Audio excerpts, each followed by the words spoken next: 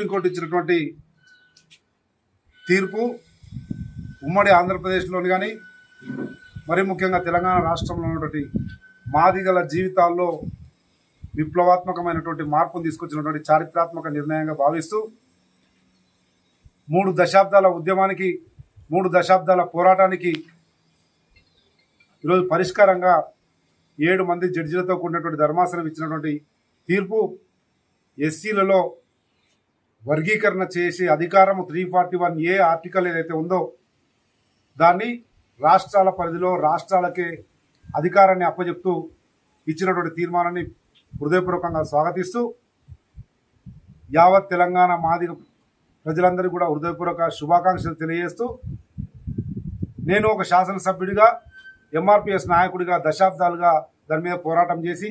శాసనసభలో కూడా ఆ రోజు ఈనాటి ఆ రోజు ఉన్నటువంటి టీఆర్ఎస్ ప్రభుత్వము పూర్తిగా ఈ సమస్య మీద నిర్లక్ష్యం వహించినప్పటికీ కాంగ్రెస్ పార్టీ తరఫున ఆ రోజు ఉషా మేరా కమిషన్ వేసి రాష్ట్ర వ్యాప్తంగా తిరిగి వర్గీకరణ చేయాల్సిందే అని కాంగ్రెస్ పార్టీ బలంగా నమ్మి కేంద్ర ప్రభుత్వం మీద ఉంచితే 10 సంవత్సరాల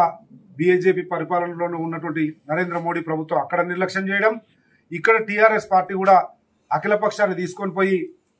కేంద్రం మీద ఒత్తిడి తెస్తామని చెప్పి మాయా మాటలతో మాదిగలను మభ్యపెడితే ఆ రోజు శాసనసభలో ఎమ్మెల్యేగా నేను చేసిన పోరాటానికి ఆనాటి శాసనసభ్యుడు ఈనాటి గౌరవ ముఖ్యమంత్రి రేవంత్ రెడ్డి గారు మాదిగల పక్షపాతిగా ఆ రోజు మా ఉద్యమంలో భాగస్వామి అయ్యి అసెంబ్లీ నుంచి కూడా నేను రేవంత్ రెడ్డి గారు బహిష్కరణకు గురైనాం. అయినా వెనుకడుగు వేయలే, పోరాటం చేసినాం. ఆ రోజు ఎమ్మెల్యేగా అండగా నిలబడ్డ మాదిగల పక్షపాతి రేవంత్ రెడ్డి గారు ఈరోజు ముఖ్యమంత్రిగా సుప్రీంకోర్టులో ఇంటర్వ్యూన్ అయ్యి వాదనలు వినిపించి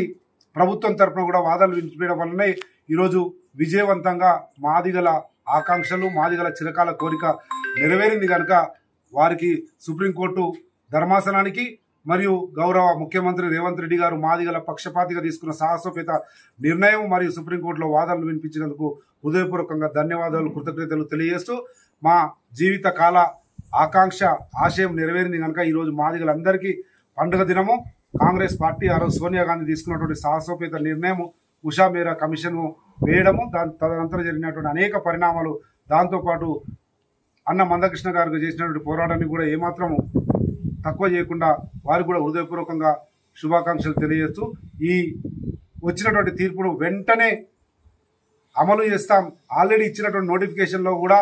మాదిగలకు మాదిగ ఉపకులాలకు ఈ వర్గీకరణతో కూడినటువంటి ఉద్యోగాలు ఇస్తామని చెప్పి చారిత్రాత్మకమైనటువంటి ప్రకటన శాసనసభలో గౌరవ ముఖ్యమంత్రి గారు చేసినందుకు మరొకసారి మాదిగల పక్షపాతిగా వారికి హృదయపూర్వక ధన్యవాదాలు కృతజ్ఞతలు తెలియజేస్తూ